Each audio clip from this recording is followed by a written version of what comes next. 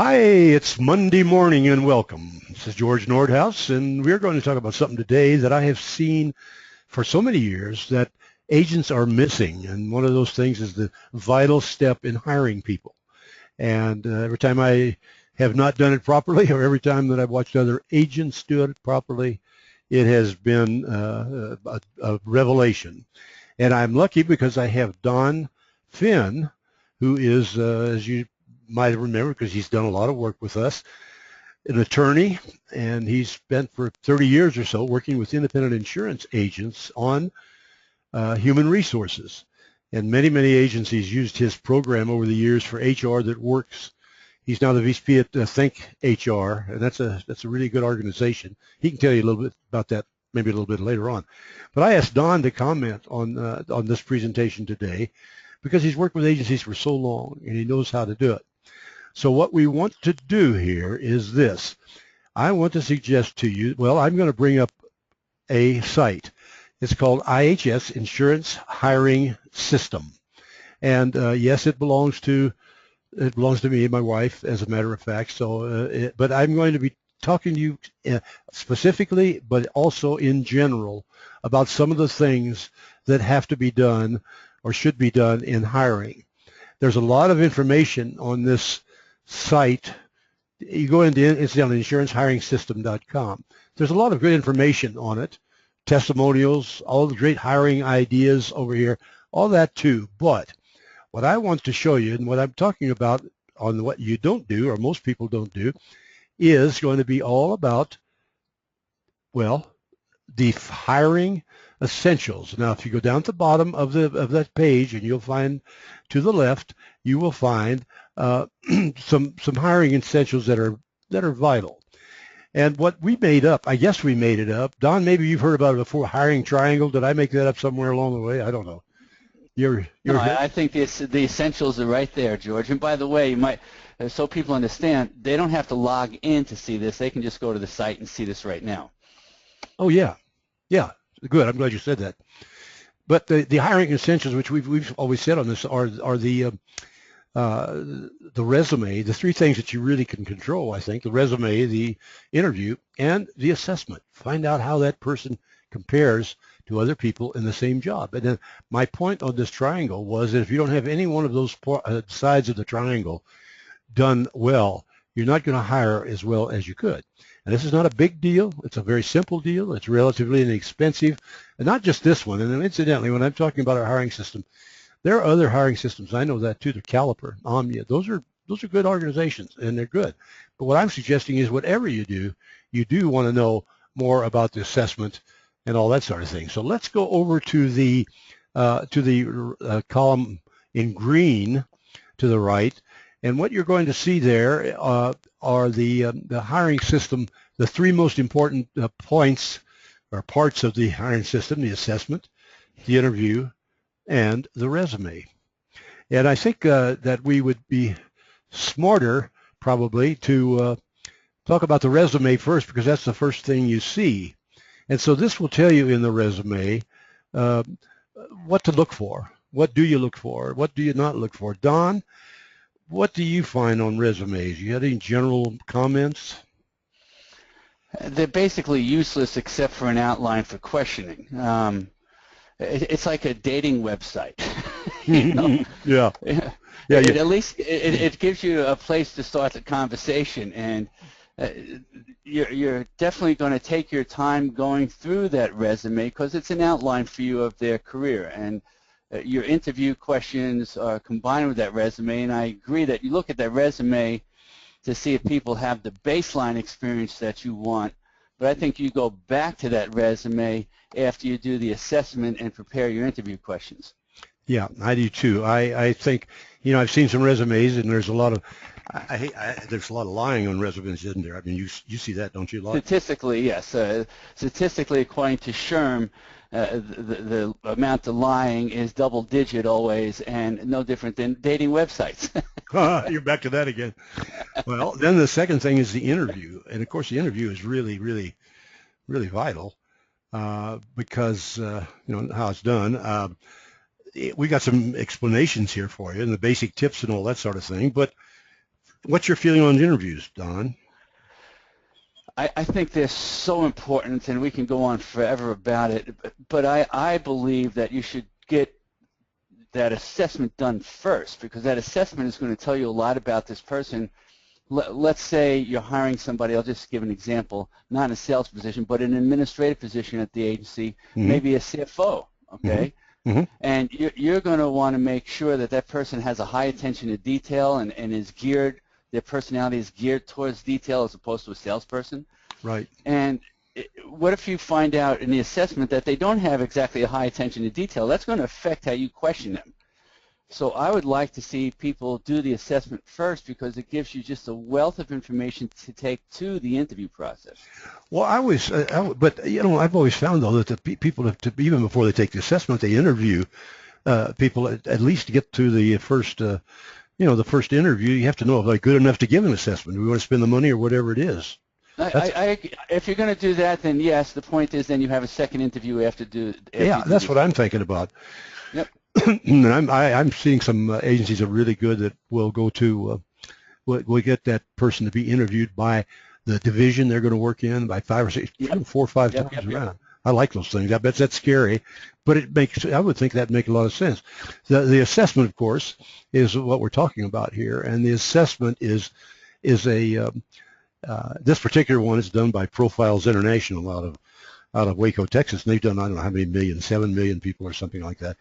And they have the psychologists, and it's just pretty amazing. But I think most of the assessments pretty much work on the same system. But in this list here, incidentally, here was the 3 tips on interviewing. Don, I'm sorry, I put this out of order here. The 3 tips on interviewing, these are good, but what questions not to ask? I should have put that in there before, but that's okay. They got the basic idea. But that assessment is really an amazing situation, which we'll talk about. A couple more things here before we go. Back in the center of the slides is a standardized employment application. And I like to suggest you use this. There's no charge. You can use this. I think, Don, didn't you make this up for us years ago? Yes. Yeah, I thought so. And still feel good about it? Yeah, and I'll make sure, we'll take a look at it and make sure it's just the way it should be. So whatever they see up there is the way it should be. All right, yeah, if we have to change, but it is very, very thorough. And I think some of the best things that I liked about it, Don, were when you went back to your previous employees. What did you start pay? What did you end at? What was your job? Why did you leave? Those things are vital, and we tend to kick. Here's my advice to anybody listening to this: use this application constantly, and then you can always compare, and you always have something to go back to. So it's very thorough, and I like that. Okay, now let me tell you a minute about the Profile XT. That's what this particular assessment is called, and here are some of the things that it does. And I'm not going to give you that big advertisement right now, but it works on thinking and reasoning styles, and that's very good, behavioral traits, and occupational interest and job match patterns. The job match pattern, I think, is just vital. But you'll see how it works, and then just that way you'll know how these assessments work from now on. So if you'll go back to over to the left-hand side, the second column, and then we can show you about what they are. Here's learn about the PXT. That's it over there in that one. Here is the consultation. In our case, this is my wife, Sue. She's a psychologist. And in our case, what we do is when we help somebody they're ready to hire, they talk to Sue, and she runs them through the proper testing situation. And then she consults with them, and she tells them. She doesn't say don't hire or do hire, but she shows the weak points and the strength. And literally what happens with agencies is that they don't have to do this more than once. But now here, after they do it a couple times, they understand how it works. One more point, if you're going to use any one of the assessments, continue to use it and keep those files. So comparison. Then underneath that, you'll see the insurance positions. Now, this is unique to insurance hiring system, I think. Do you, Don? I think that we've got the insurance system. Do you see that done No, very that's often? that's the one. Look, the bottom line is, like you said, there's a lot of good tools out here.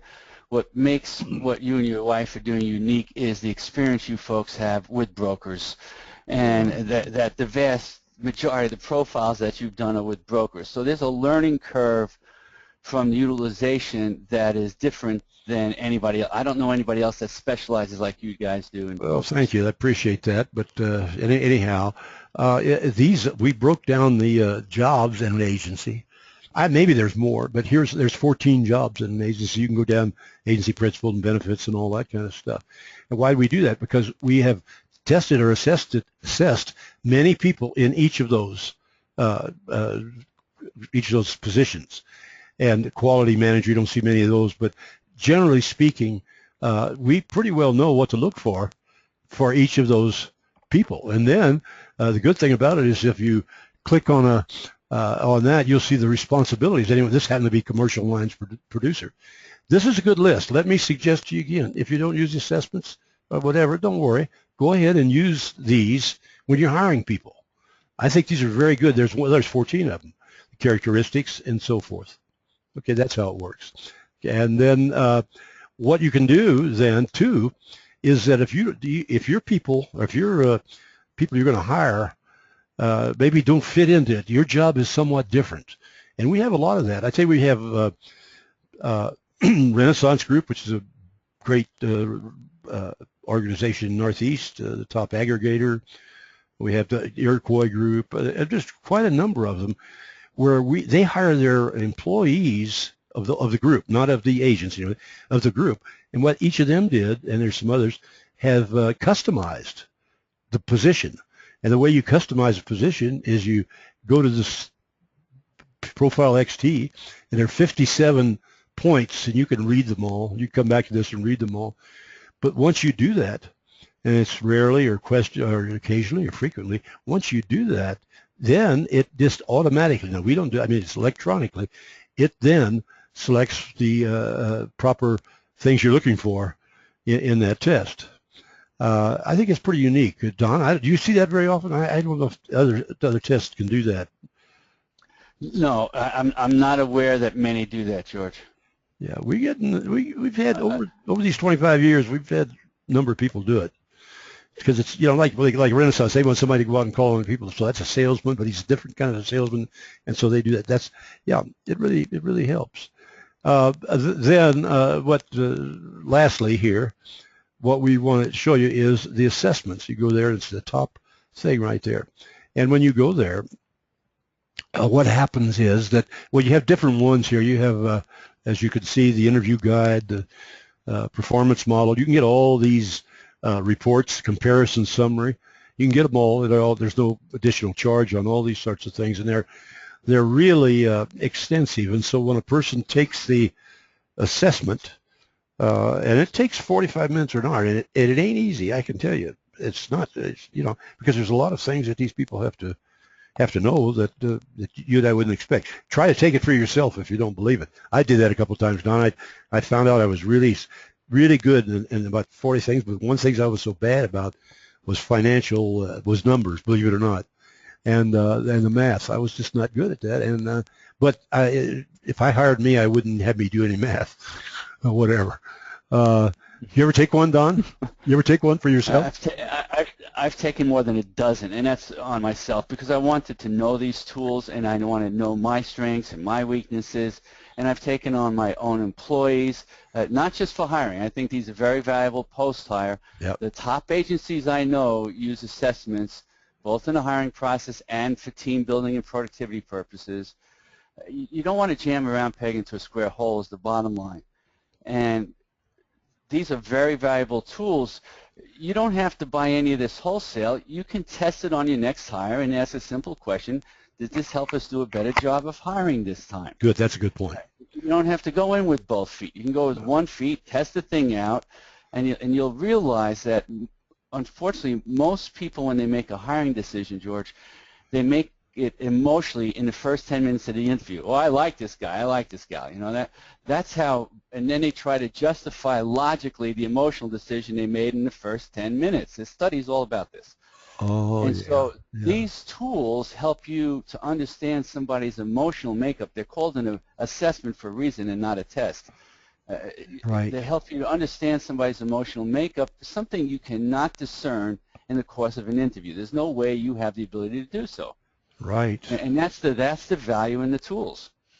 And when you ask business owners, like I'm sure you have, do you find them valuable? They all say, yep, we use them. We'll never stop using them once we started. And they're better at telling you who not to hire than who to hire. Oh, good. I like that. Absolutely. Yeah, that we see that too here. I And don't when know.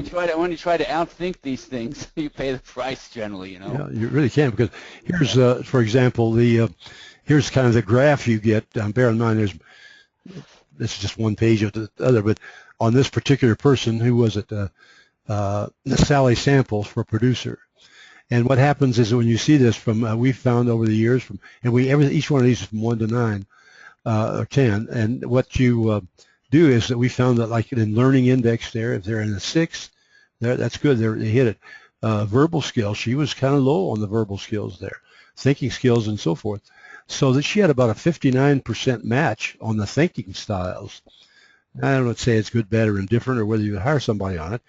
But then when you go on back down, if you find that and she has a good energy level and she was assertive and that was good. So here are some of the things, and so she was kind of out of it on the attitude. She's whatever reason, and she was not very objective with things. But she still came out to a 61% match on that sort of thing. And then what you do? Oh, incidentally, also her for interests down here. What we found out the best, the common interest of that particular job, people, and she was pretty close there. And so anyhow, then what we did, then what happens, and I think all of the assessment firms are pretty much the same. You get interview questions based on what their answers were.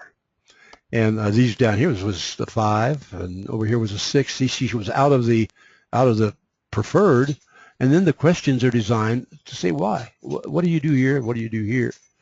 So I guess that's pretty standard, everybody. I just, but it is very good when you have an interview that you have these questions in front of you, and then you can ask the questions. Makes you pretty smart, I think. Well, really, that's really what the program's all about. But I just wanted to take a little time here and urge you to think more about using checking people. A failed hire is a very expensive situation, and I don't think there's one insurance agency hadn't had that problem. One, George Nordhaus has had that problem 2 or 3 times, and I a lot of times, over the years, just haven't hired right. Then Sue will beat on me, and then next time around, I don't let that happen. Well, I tell you what, Don, just tell us a second about Think HR, will you please? Think HR acquired HR That Works last January to make their program that much better. And what we're doing up there is cutting edge, and I say up there, it's in Silicon Valley area. So the technology that goes into it, it's very hard for anybody to match that level of technology. But there's 3 parts to the program. There's online resources, and those online resources are in a sense branded for the agency partner, so they provide value to their clients. Then the hotline is equally used where people just pick up the phone. They've got a whole team of just amazing, I'm so impressed by them, this amazing group of people who answer these calls on a regular basis. And then the last thing is we have extensive training programs depending on what your different clients need. And so that's the 3 parts of the HR, the online compliance resources and tools, to pick up the phone. I've got an HR question, and the training, everything from safety to sexual harassment to being a better boss. Do they? But Think HR does work not just for insurance agents, but for all kinds, don't you? Well, we have other partners. They have some payroll partners, and people can buy it directly, but the vast majority of the business is our relationship with insurance brokers. Oh, okay. I learned something there. I know I get some stuff. I got on their mailing list. Boy, they're really good stuff that they send out. No, the content doesn't get any better, and the interesting thing is when it comes to things like the hotline, the brokers use it as much as their clients do, especially in the benefits area. And so most of our brokers are benefits brokers. They brought me in to help with the P&C side, but they do this amazing job of helping brokers make sure they don't put together programs that violate the ACA, and that's a big challenge for so many of the brokers today. Yeah, particularly today. Yeah, I can imagine. Well, I will say this before we quit here, that I've said this to you, and I don't think you even get embarrassed about it. You're the best speaker I ever heard on HR. I've heard you many times. You even spoke over here in Santa Fe a few years ago, and that was great. But if anybody ever wants a good speaker, I don't know if you still do that, Don. Would you, if they want you to do it? No, I still do plenty of speaking, and I speak at insurance groups, I speak to HR people, and I speak primarily to CEOs, through Vistage. So I've done over 300 CEO workshops at this point. Oh my gosh. So one thing I'm able to do is help the brokers better language to the CEOs, because I've learned how to do that. Boy, have you. Okay, well, that's a good thing. They can get hold of you right there. Sue, my wife, you can get hold of her at that phone number right there, 820-43, and you can go into the insurance hiring system to see how it works. And then just talk to Sue, and she'll explain it to you, or I'll explain it to you. But if you don't use that one, use somebody's assessment, because there's some awfully good ones out there. And if you don't do it, you're missing the third part of that magic triangle. So, Don, thank you again, and I appreciate it. And for the rest of you, I will be seeing you next Monday morning.